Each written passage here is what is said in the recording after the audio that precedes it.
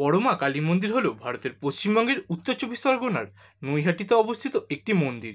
এটি হিন্দু দেবী কালীকে উৎসর্গকৃত, যাকে একবার দর্শনের জন্য বহু দূর দূরান্ত থেকে ভক্তরা ছুটে আসে। কেউ আসে মায়ের কাছে তার মনস্কামনা জানানোর জন্য, আবার কেউ আসে তার মনস্কামনা পূর্ণ হওয়ায় আবার তার দর্শন পেতে। মন থেকে মায়ের কাছে কিছু চাইলে মা তার সন্তানদের নিরাশ করেন না। এমন অনেক ঘটনার সাক্ষী এই মন্দির।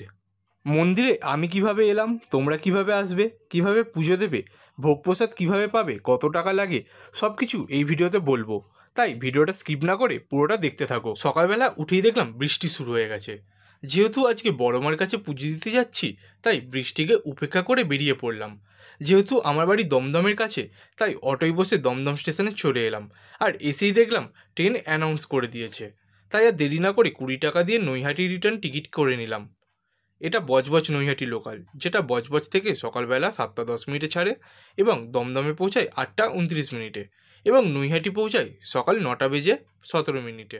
তোমরা যারা শিয়ালদা থেকে আসবে তারা শিয়ালদা থেকে নৈহাটি আসার অনেক ট্রেন পেয়ে যাবে, যেমন কল্যাণী সীমান্ত local, Shantipur local, Krishnanagar city local, Gede local, Naihati local, এছাড়া আরও অনেক ট্রেন আছে যা নৈহাটি যায়। যারা হাওড়া থেকে আসবে তারা ব্যান্ডেল নেবে নৈহাটি যাওয়ার লোকাল ট্রেন পেয়ে যাবে।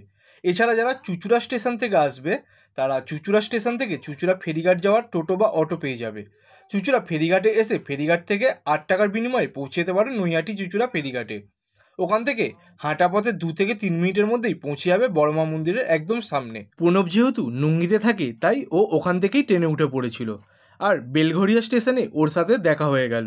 নৈহাটি স্টেশনে নামার পর 1 নম্বর প্ল্যাটফর্মের ঠিক বাঁদিক ধরে এলে এই রাস্তাটা তোমরা পাবে, আর এই রাস্তা থেকে সোজা 2 থেকে 3 মিনিট হাঁটলেই তোমরা পৌঁছে যাবে একদম মন্দিরের সামনে। ডালা কত করে? 30 আলতা, সিঁদুর, ধূপকাঠি, মোমবাতি, চেলি চুরি, ছটা আছে। হ্যাঁ, 5 টাকা। এটা নিতে হয়। হ্যাঁ, এটা খোয়া কিরের আছে, এইটা অন্য জায়গায় পাবে না। ওই আধার পাড়া ঘুরে আছে, আমার এটা খোয়া কিরে, এটা 5 টাকা। আমাদের পৌঁছাতে পৌঁছাতে 9টা 30 হয়ে গেছিল। এসে দেখলাম পুজো দেওয়ার জন্য অনেক দূর পর্যন্ত লাইন পড়ে গেছে, আর কয়েকজন ভক্ত নদীতে স্নান করে দণ্ডি কাটছে। মন্দিরের ভিতরে ফোন এবং ব্যাগ নিয়ে যাবার অনুমতি আছে। তাছাড়া যে দোকান থেকে পুজোর ডালা নেবে সেই দোকানে চাইলেও ব্যাগ রাখতে পারবে। আমরা আর্য সুইটস নামের এই দোকান থেকে ডালা নিয়েছিলাম। যারা মাকে শাড়ি দিতে চাও তারা শাড়িও নিতে পারো এই দোকান থেকে। আমরা 51 এবং 101 টাকার দুটো ডালা নিয়ে নিলাম। এই 2 রকম ডালা ছাড়া 21 ও 31 টাকারও তোমরা তোমাদের সামর্থ্য মতো ডালা নিতে পারো। অন্যান্য অনেক দোকান আছে সেখান থেকে। যারা ভাবছো এখানে এসে ডালা নিতে হবে তবেই মন্দিরে পুজো নেবে, তা নয়। তোমরা চাইলে তোমাদের বাড়ির কাছের পছন্দ মতো জায়গা থেকে শাড়ি, ফুল, ফল, মালা, সন্দেশ নিয়ে এসে পুজো দিতে পারো। তবে মন্দিরের ভিতরে কোথাও ধূপ বা মোমবাতি জ্বালানোর জায়গা নেই, তাই সেগুলি নিয়ে যদি পুজো দিতে ঢোকো তাহলে পুজো হয়ে যাওয়ার পর মেন গেট থেকে বেরোনোর সময় তোমাদের ডান দিকে ধূপকাঠি ও মোমবাতি রাখার জায়গা দেওয়া আছে, সেখানে রেখে দিতে পারো। আমরা ডালা নিয়ে লাইনে দাঁড়িয়ে পড়লাম। 10টা থেকে 2টো লাইন পড়ে। যে লাইনে প্রথমে দাঁড়িয়েছিলাম ওটা হলো পুজো দেওয়ার লাইন, আর পুজো দেওয়ার লাইনের ঠিক বাম দিকে একটা লাইন দেখতে পাবে, সেটা হলো মন্দিরের ভোগ খাবার জন্য কুপন নেবার লাইন। একজনকে একটা কুপনের বেশি দেওয়া হয় না, তাই যেহেতু আনুমানিক 300টা করে কুপন দেওয়া হয়, তাই যারা ভোগ খেতে চাও তারা লাইনে দাঁড়িয়ে কুপন সংগ্রহ করে নিতে পারো, কারণ কুপন শেষ হতে বেশি সময় লাগে না। তোমাদের জানিয়ে দিই, মন্দিরে ভোগ কেবলমাত্র সোম, বুধ এবং শুক্রবার দিনই দুপুর 1:30টা থেকে খাওয়ানো হয়। এই কুপনটি সম্পূর্ণ বিনামূল্যে দেওয়া হয়। মন্দিরের ভিতরে খুব সুন্দর করে রেলিং করে দেওয়া আছে, যাতে কোনো রকম বেলাইন না হয়, কারোর সাথে কারোর ধাক্কা না লাগে। মন্দিরের ভিতরে খুব সুন্দর একটি রাধাকৃষ্ণের মূর্তি আছে। মন্দিরে এত ভিড় হলেও মন্দির কর্তৃপক্ষের দায়িত্বে যারা আছেন এবং পুলিশ প্রশাসনের লোক খুব সুন্দরভাবে ভিড় সামলে সবাইকে মায়ের দর্শন এবং পুজো দেওয়ার সুযোগ করে দেন।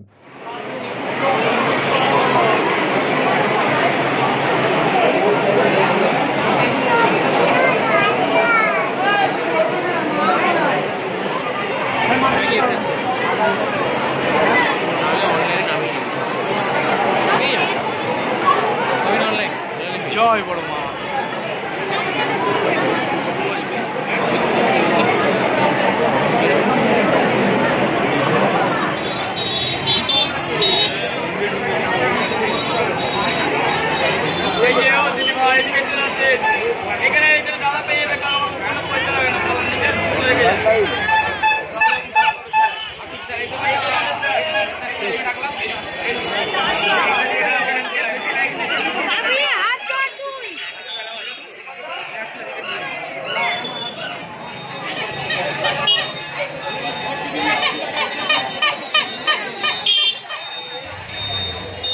পুজো দিয়ে বেরিয়ে খুব খিদে পেয়ে গেছিল, তাই আহারে বাহারে এই সুন্দর নাম এবং সুন্দরভাবে সাজানো দোকান দেখে ঢুকে পড়লাম পেট পুজো করে নেবার জন্য।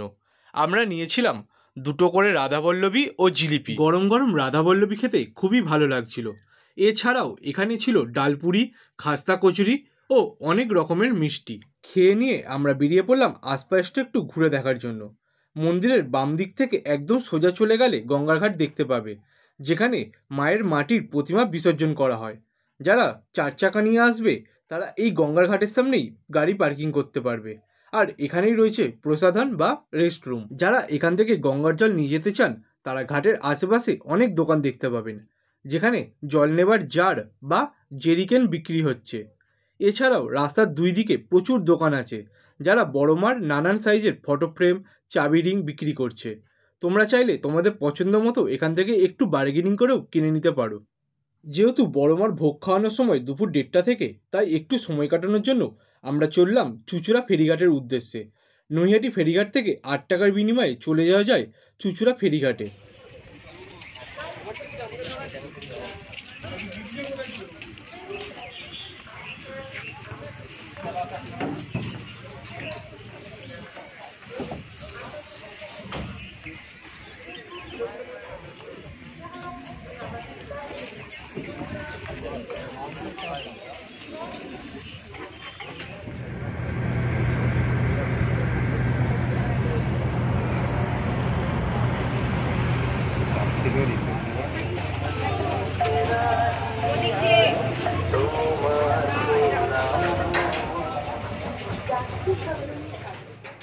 চুঁচুড়া ফেরিঘাটে নেমে ওখানকারই একটু আশপাশটা ঘুরতে থাকি, আর আশপাশটা ঘোরার পরই একটু আখের রস পান করি। তারপর আবার ঘুরতে ঘুরতে চলে আসি নৈহাটি বড়মার জেটিঘাটে। চুঁচুড়া থেকে নৈহাটি ফিরে আসতে সময় হয়ে গেছিল 1টা, আর তখনই মন্দিরের সামনে এসে দেখি অলরেডি প্রসাদ গ্রহণের জন্য বহু মানুষ লাইনে দাঁড়িয়ে রয়েছেন। তাই আমিও দেরি না করে লাইনে দাঁড়িয়ে পড়লাম।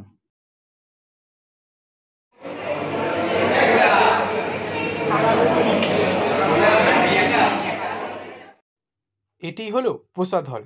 বর্তমানে প্রায় একসঙ্গে 80 জন ভক্ত এখানে বসে প্রসাদ গ্রহণ করতে পারে।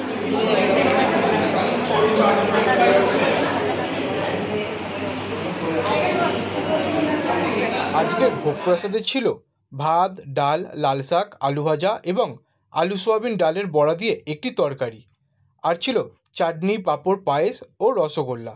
সবকটি পদের স্বাদই ছিল অসাধারণ। খাওয়া দাওয়া শেষ করে এই সামনের ডাস্টবিনেই আপনারা পাতা ও গ্লাস ফেলে দেবেন।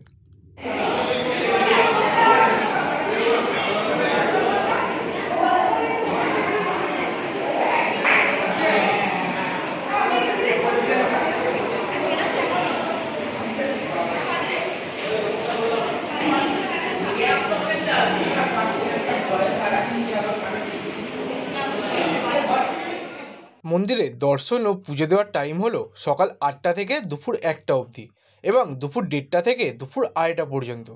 তারপর বিকেল 4টে থেকে রাত্রি 8টা পর্যন্ত। এছাড়া সন্ধ্যা 6টার সময় সন্ধ্যা আরতি হয়। মন্দিরে অতিরিক্ত ভিড় এড়াতে এবং যারা মন্দিরে পুজো করতে চান কিন্তু দূরে থাকার কারণে বা অন্য কোনো সমস্যার কারণে দর্শন করতে পারেন না, তাদের সাহায্য করার জন্য মন্দির কমিটি জয় বড়মা নামে একটি অ্যাপ চালু করেছে, যার মাধ্যমে ভক্তরা অনলাইনে পুজো করতে পারবেন। এছাড়াও আয়োজকরা একটি নম্বরও প্রদান করেছেন, যার মাধ্যমে ভক্তরা পুজোর দিন তাদের নাম নিবন্ধন করতে পারবেন এবং অনলাইনে তাদের দক্ষিণা পাঠাতে পারবেন। চলো ভিডিওটা এখানেই শেষ করছি। ভিডিওটা ভালো লাগলে অতি অবশ্যই একটা লাইক, কমেন্ট একটু শেয়ার করে দিও, আর চ্যানেলে নতুন হলে অতি অবশ্যই সাবস্ক্রাইব করে দিও। তো চলো দেখা হচ্ছে পরের ভিডিওতে।